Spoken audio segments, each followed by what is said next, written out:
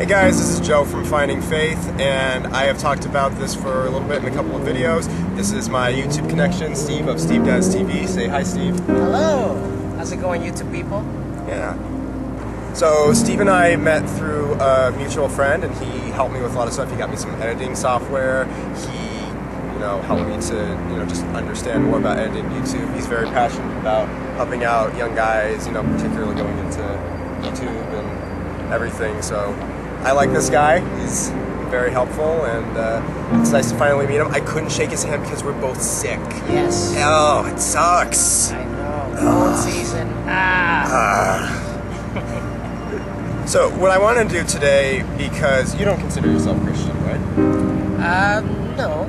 Okay, so what I wanted to do today was just, from the perspective of someone who's not Christian. It's very easy to have a lot of misconceptions of the Christian community, and it's one thing to hear me say, oh, I had these misconceptions, but it's another thing to have someone who's not a believer ask someone who is some of those questions. So I asked Steve to come up with some questions. He's got some stuff in mind, and I'm excited for what he's got in store for me.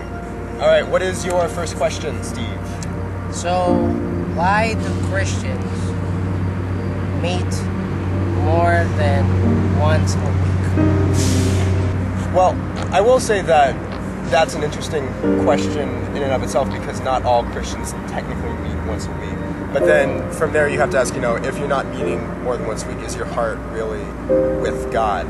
Because the Christians who do meet more than once a week, such as myself, I meet with Christians throughout the week and everything, it's because we have such a good sense of community.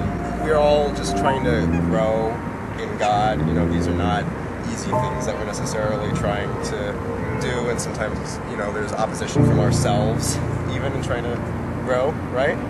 So we need each other a lot, and it's also very biblical. Jesus talks about serving one another. Paul talks about that in letters in the New Testament a lot. It's really important stuff. So it's a big part of what's written in the Bible, and it's an important part of the Christian lifestyle. Do you feel like that answered your question? Yeah, it does. Okay, cool.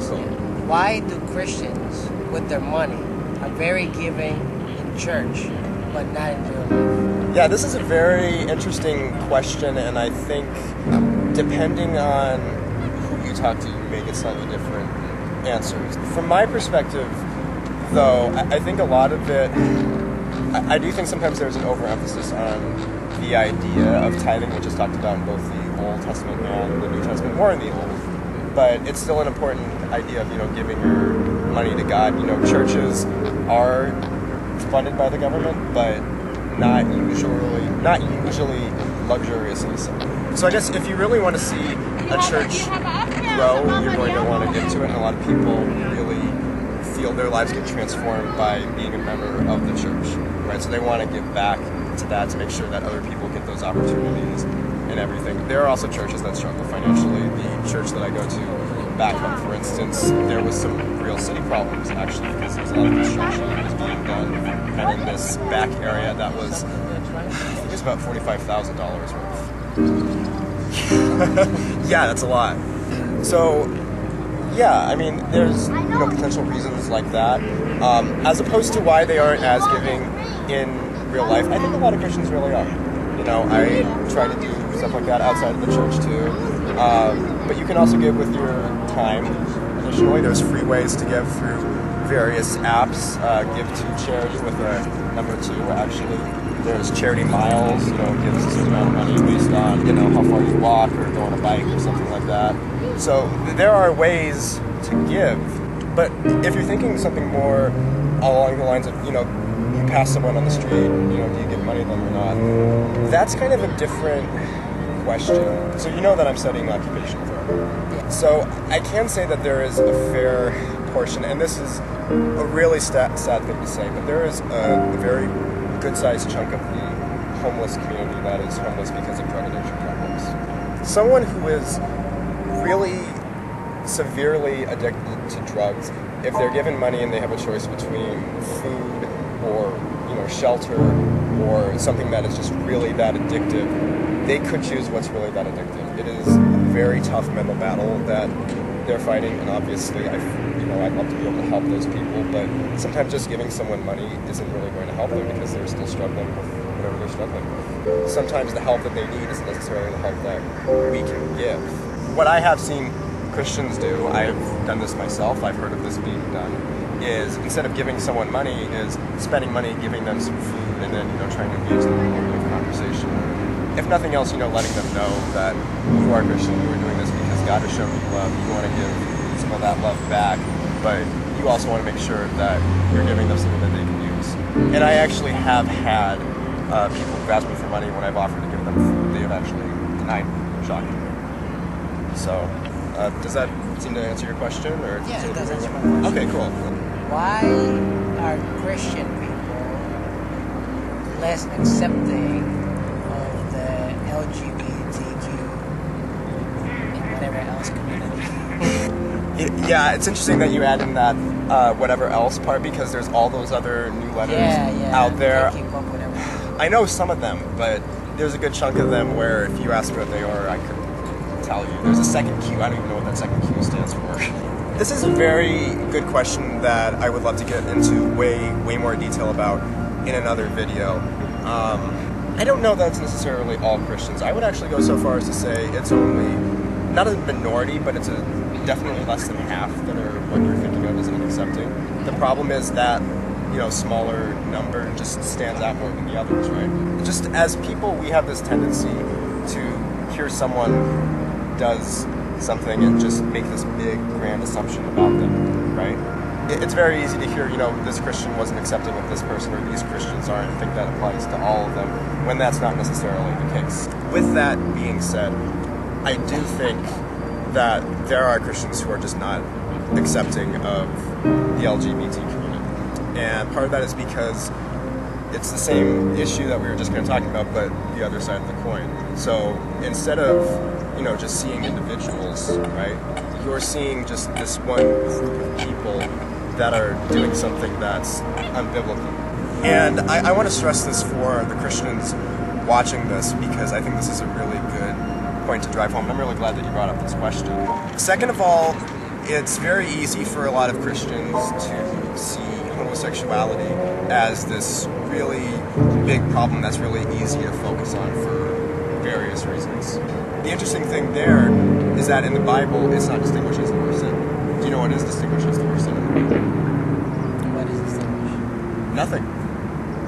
Every sin is pretty much all the same. On one hand, we should understand that sin is sin. On the other hand, we shouldn't pretend like homosexuality is any worse than anger, jealousy, pride, fear. They're all on the same level. But with homosexuality, it seems different for some people, I think, because, it's just something that's very deep to you. Sexuality is very deeply ingrained in a lot of people. Right? The other thing that Christians need to remember as a practical point is not just that all sin is the same, but that we are to treat, people who have issues with sin, which is all of us, as people who need God. It shouldn't be about shaming people. It should be about, listen, look, this is not the right way, but there is a right way, as opposed to just stop doing something altogether, right? Because you stop doing something, it's that idea, I think I've talked about this before, basically just, you can't tell someone to stop doing something, otherwise they're going to go back to doing it because they don't have anything to do instead, so you have to give them a better way. The Bible is really good in numerous verses and passages about just saying, stop doing this, start doing these things instead. So there's a lot of really good positive redirection, which is really prevalent in psychology too. That's a whole big can of worms we could do a video series on, honestly. That's coming up. Why do Christians believe so much in the concept of hell? Well, first of all, hell is directly talked about in the Bible. Jesus talked about hell a lot, actually, if you read the Gospels. More than that, hell is basically a really large part of understanding the gospel, at least at the very beginning. So, in my Message of the Gospel video, which I'll put a link in the description along with my video that's going to be on Steve's channel. But in my Message of the Gospel video, what I really try and drive home is the idea that we all deserve hell, which was basically created as punishment for sins, particularly when, Satan first fell. Hell was actually created for the fallen angels. I don't know if you knew that. hell is just the punishment for sin, because God is infinitely holy, but he is also infinitely righteous. So in order to be righteous, you have to be willing to punish and cast judgment upon that which is bad, right? So that's what hell is. It's God's judgment on evil. And it's very easy to say, well, you know, my sin wasn't that bad, but remember what I was saying about homosexuality, all sin is equally bad. Plus, you're talking about an infinitely holy God here, right? So the littlest sin is infinitely horrible in the eyes of God, and you can't let that into a place of infinite goodness, which is heaven. Part of the joy of filming outside for once is we just saw a pretty big drone fly by. This is the biggest drone I've ever seen in my life. Yeah, I think the only drones I've seen before are those little toy drones that kids will sometimes fly around.